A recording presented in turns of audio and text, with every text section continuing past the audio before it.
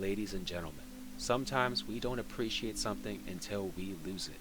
When our group of elite game masters transitioned from in-person games to virtual D&D games on FoundryVTT, one of the most annoying things we encountered was the inability to point to things on the battle map.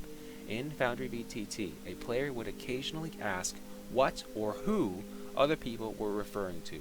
For example, if a player declares that they are attacking the archer and there are two bowmen, then the game master will need to ask who they are referring to.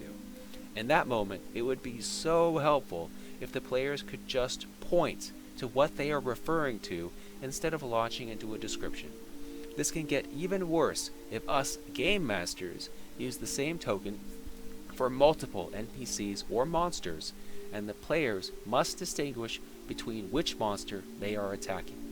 Allow me the opportunity to save you from that stupidly annoying situation.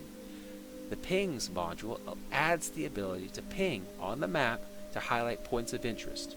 Default is left-click to ping.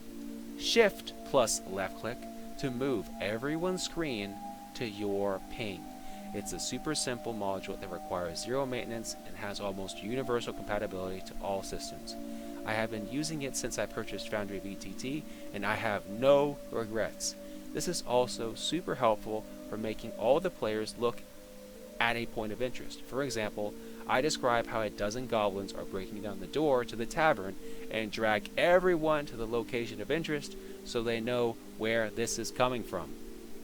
Ladies and gentlemen, if you are looking for an easy way to add directional pings in FoundryVTT, then I recommend you give this module a try.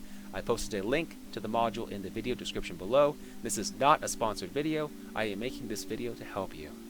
If you share our vision of creating amazing interactive adventure games, we have a whole playlist of helpful and awesome FoundryVTT modules in the video description below for your thoughtful consideration. Ladies and gentlemen, thank you for your time.